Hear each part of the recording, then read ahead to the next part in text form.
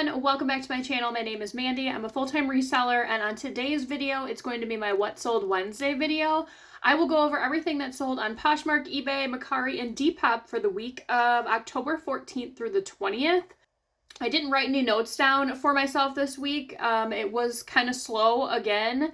I feel like there wasn't a real big front runner. I guess eBay would be it. For eBay, I do have items promoted, not all of them, just because I don't have it set up where when you put a new listing out, it's promoted right away. I kind of just promote them all at one time, and then as I relist them, I don't promote them and just kind of see what happens. Depop, I have been boosting all of my listings. I do think that that's helping.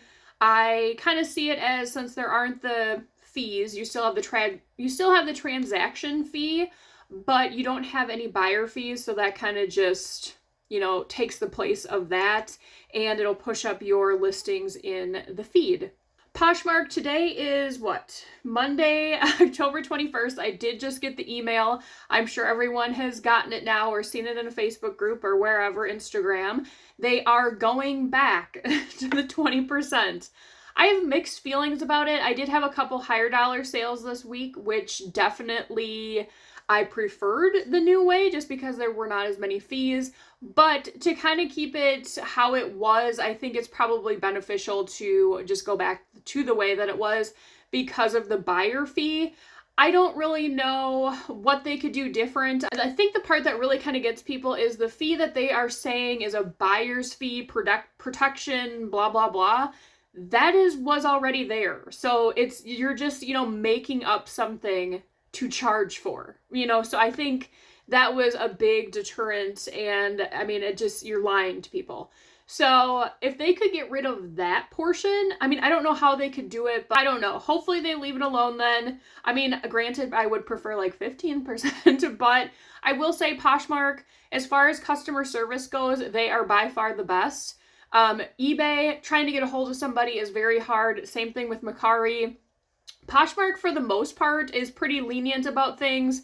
If you lose a package in transit, they take care of it. Returns, they take care of it. Sometimes it's not in, the favor that you wanted, but once the item comes back to you, if it's damaged, you can let them know, you can get credit, you can, get reimbursed. So I will say the 20% fee I am okay with paying with that kind of stuff. Same thing with them being able to come into a conversation. If you have a buyer that's not understanding something, they're being rude, whatever it may be, then Poshmark can come in and they can be the bad guy. So moving on from that, Mercari was a little bit better, so that's good. I just wish that every platform could be better. I know that seems to be asking a lot these days, but I'm just quite not where I want to be. I'm sure that is what everyone is saying right now. For the last couple of months have been a little rough. Okay, I will scoot over and we will get right into it. Starting on Poshmark, these Carhartt flannel line jeans I've had for probably a year and a half. I thought they would have sold a lot quicker. I don't know, maybe the flannel line is not what people are looking for. They were a size women's 16. They did go for an offer of $22. Next is this Mix-It dress. I just showed this in a haul. I did take an offer of $15 just because it's not screaming winter fall to me. This is definitely more like a summer spring dress. I figured, $15 is fine. I picked it up at the bins. It was in and out within a couple days, so that was okay. Next up was a bundle. It was these American Eagle brown corduroys in a size extra large overalls, and then a pair of Old Navy pants. These were a size large. This bundle ended up going for $40. Next up was a vintage ashtray. This was actually at my parents' house. My mom was like, do you want to try and sell this? So I said, sure. It was pretty cool. It was made in Japan. I'm unsure of the actual date on it, but this did end up going for an offer of $19 and sold probably within a week. Beach Lunch Lounge. This brand, I feel like, has a lot of trendy styles, prints, but it's hard to sell.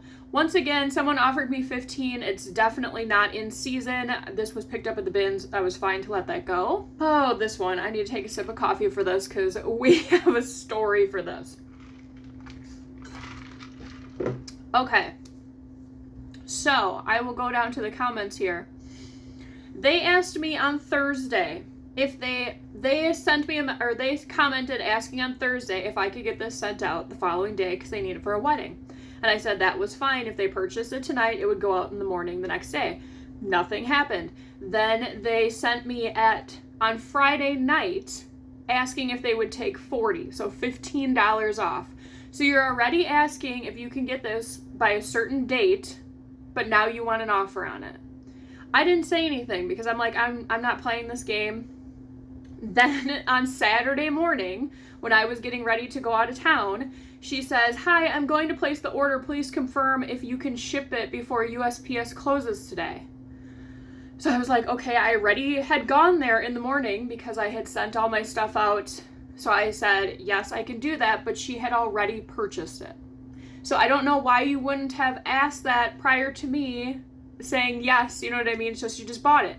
So I have it all packaged up. I drop it off at a different location on my way out of town. Then I said, yeah, I can drop it off. Then 2 hours later, she says, "Thank you. Hopefully it's delivered to my place on time to make sure it fits me. What size are you? Small, medium, or large?" So she was assuming that it was my personal dress, which it's not.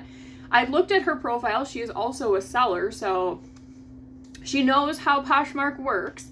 And, you know, I was driving at this point. So then like 2 minutes later, she sends another message that says, "Hi, sorry, I'm going to cancel the order. Unfortunately, I just asked the carrier and they said from Wisconsin, they don't think my dress is going to arrive on time. Sad face." I'm thinking, okay, you pleaded for me to get this out today, which I had already done. Now you're asking me questions about how it's going to fit once you've already bought it. So this is going to be a disaster. I can guarantee it. And so I told her, unfortunately, I already dropped it off. But since she bought it outright, they technically have 3 hours to cancel that order. So I'm like, great. She's going to cancel the order. I'm going to have to either pay to have it rerouted to me. I don't know how that works with Poshmark. Or she's going to get the dress and get her money back. So I was just like waiting for that 3 hour mark so I could quick hit, shipped so that she couldn't cancel it. I haven't heard anything back from her. Today is Monday. I went in, I'm just going to check right now and see where it is. It said originally it would be there on Tuesday. So I'm thinking, unless you have a wedding that's in the middle of the week that you need this fancy dress for, I highly doubt it's going to be like a Wednesday night wedding. It's going to be there in time. But I can guarantee she's going to find a way to return this. It's going to be, it doesn't fit, it doesn't whatever, and I am just going to screenshot this entire conversation and just put it in there for Poshmark to see, because I can just tell already that this is going to be a problem. Okay, so as of right now, it says it should be there on Tuesday by 9 p.m. So tomorrow. So I will keep you guys updated on that. I am not looking forward to what's going to happen there, because it was a $55 sale. So yeah, I don't know. We'll see what happens. I picked it up at the bin, so if I do end up losing it, I won't. I mean, I will put up a fight with Poshmark about that, but yeah. So I mean, I don't know, it just irritates me and rubs me the wrong way when you have a buyer that's being immediately off the bat like, I need you to send it by this certain time, then they want a discount, then it's asking about the sizing on it when there's measurements already provided, and then all of a sudden, no, I don't want it because it's not going to make it there. Whatever. Okay, next we have American Eagle. These I picked up at the bins and I almost left them behind just because of the size. These were a 000 in American Eagle, but they were a wide leg baggy cargo pant, but they were in cream. So that was kind of another thing. I was like, I don't know if someone's going to want this for the fall, but they did end up selling for $18 in just a couple days of listing. And then this is that Levi's jacket. I believe the video that's coming out today, Monday, I picked this up. So sold in less than a week for $40. It was a 90s, like a retro 90s, not from the 90s, Sherpa line trucker jacket. I believe it came from Kohl's, and this did end up going for an offer of $40. So that was it for Poshmark. Now on to Mercari.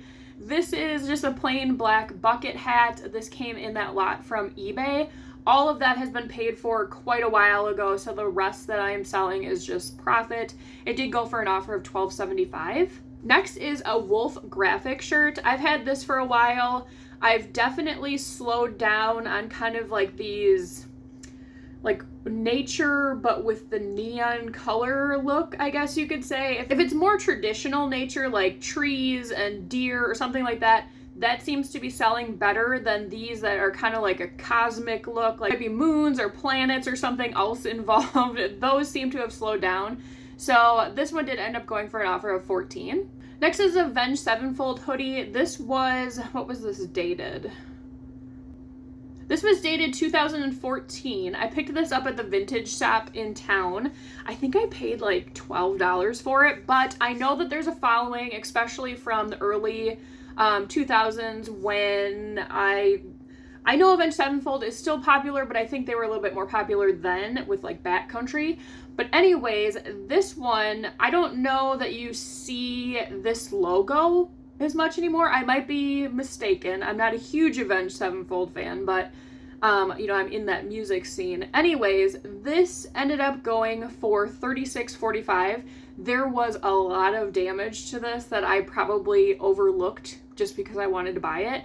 A lot of pilling, a lot of like sun fading. Just in general, it looked used, but that's kind of a look that people are also going for. So this person was really excited to buy it, and I'm hoping that, you know, everything that I disclosed is okay by them once they get it. This one did have a lot of interest though on, I think, just Mercari, which is kind of weird. But yeah, this ended up selling, I think, in probably 3 weeks. Next up is Athleta. These pants, I cannot remember where they came from. I'd have to look. If I had to guess, I don't know, probably Goodwill or Savers. I find a lot of Athleta at Savers. But they ended up going for $58, which was great because you get to keep everything on Mercari. They were like a compression style, so like that thicker material that was pretty like stretchy. And they were the flare trouser. So these ended up going for the $58, which is great. And then the last item to sell on Mercari this week was Treasure and Bond. I believe that is something from Nordstrom. This came in the Quick Lots box. That was horrible, the last one that I got. It's a National Lampoon's vacation shirt, new with tags, a kid's size, extra large. Ended up going for an offer of $16.50, fine by me. Now on to eBay. These Dickies I've had for over a year. They were new with tags, brown, just like that typical work pant material. $42.30. These were ones that I did have on an auction. I do run auctions on stale inventory. These had like 2 bids, I think, on it, and they did end up going for $10.50. This next one was also on a bid. Future Collective, which was Target, I believe. I found 2 of these new with tags during the summer. I thought maybe they would go. They were kind of like a sheer fabric. This was a blue one, but there was 0 interest. So I definitely should not have picked those up. They were a plus size though, or no, just an extra large. So it did just go for the bid of $5.99. Next is the 12 Days of Christmas tree ornaments. They were, I believe, silver plated. I'd have to look into the listing a little bit more, but these came from my aunt. She is also somebody that has been going through her house and just giving me random things that she no longer wants. She knows that I am selling things, so she is doing it to help me out. These ended up going for an offer of $32. Next up is a bag I picked up at the bins that probably only cost me like 20 cents. I don't know what the brand is. It was not branded.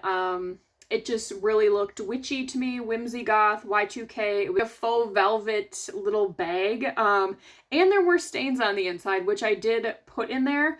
I originally had it listed for $18 in anticipation to take like $14, $15, but someone did come in and bought it outright at $18 plus shipping. Next up is another pair of Dickies. I've had these for a really long time. These were a 22W women's straight, new with tags. Someone did offer me $16.50. This was a vintage checkout for a Barbie like supermarket thing. I sold, it was like, if you watched, I think 2 weeks ago on my What Sold video, I sold the other piece to this. These were mine from when I was a kid. The other piece was like the shelving that the little pieces of food would go on. This is the checkout. It did go for $15.99. Completely fine by me. It was literally just sitting in a tub at my parents' house for, I don't know, at this point, like 28 years. So we've kind of been going through some stuff. Anything that I think I can sell and give a new life to, I have been doing so. This was listed though for quite a while. Next up is the North Face. I'm not really sure why I picked these up to begin with. I know I got them at Goodwill. I probably paid like $3. Don't ask me.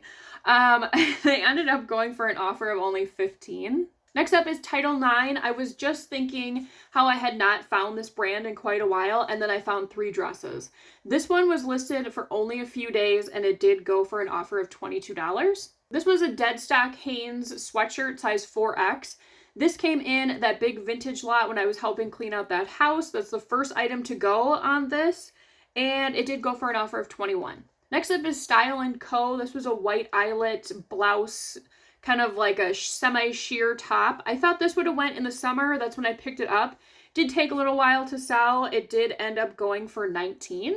This was a 2008 Beijing Olympics hat. This came in that Goodwill hat box. That first one I got was amazing. The second one I got, there was I think one hat in there that I was able to do something with. I tried to save some other ones and it just did not work out. So I definitely am a little bit leery now on buying those. This was actually an international sale. It is on its way to United Kingdom, and they ended up paying $24 for this hat plus shipping. Next up is Cabby. I say this all the time. If you list Cabby and you get decent items that are still current, they will sell at some point. This one actually sold within a couple weeks. It was a size large, just a hooded long sleeve, and this one went for $17. Next up is a skirt. This was also in the same haul that Levi's Sherpa jacket was in, so quick sales here. It's a puffer skirt. These normally do very well for me. I think people wear them just for the style of them, and then also for the practicality of them to go like skiing or hiking in the winter for layering. This was a size large, and I believe it was new with tags. No, it was pre-owned, and it did go for an offer of $18. The last sale on eBay this week was a Bowden dress. I have definitely slowed down with Bowden. I'm very particular about it. This one, I'm surprised I picked it up. I think I did just based on the mock neck of it. It was just plain black. Bowden is normally known for their prints and maybe some more elaborate design to the actual dress. This one, like I said, it's just black. It does have a mock neck. It was kind of textured though. It was kind of giving me more fall winter, so that's probably why I picked it up too. It was a size 6. So this one did go for my full asking price of $30. Now into Depop. Depop was a little bit slower this week. The first item is this kind of witchy, vampy type dress. Picked this up at the bins. It did not have an interior tag for a brand. The tag that had the size on it was on the bottom. It definitely looked kind of like a Shein type thing, but someone did end up paying $25 for this dress just based on the style with no brand. Next up is Angie. This brand makes a lot of like boho kind of looking stuff. This was an open front kimono and it was a size small. I was actually kind of surprised that it sold on Depop. I was thinking maybe more like eBay that would have went. This did go for an offer of $20.80. And then the last item over on Depop, I just listed this dress. If you find anything like this, definitely pick these type of dresses up. They're very hot right now, especially for homecoming. This is actually where this girl is going to be wearing it. She did send me a message asking when I could send it because she needed it for November, which I thought seemed kind of late for homecoming, but I guess there's still time to list these. So this one I did boost. It did have over 4,000 views. Close to 5,000. It's very Y2K fairy. It has that ombre look to it. It has sparkle to it. It has an uneven hem. So this is definitely what the girls are looking for. This ended up going for an offer of $30, and this was picked up at the bins like on the very last day of the rotations. So looking at the totals for this week, $224 on Poshmark for 8 items sold.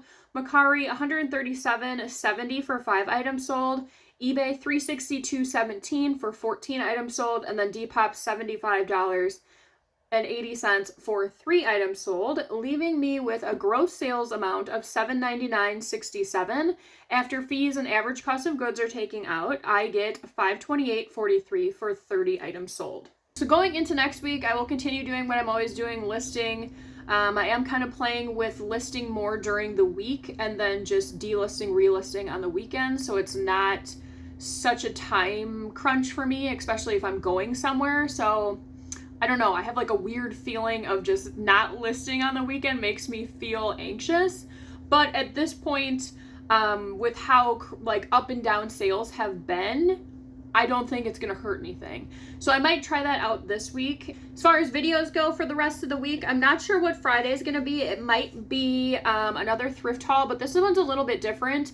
While I was home, my parents have been kind of just going through things. They know they're getting older and they don't want to have the burden be on me and my sister when they do, you know, eventually pass, as morbid as that sounds, but they are being, you know, proactive in that and going through totes that they have.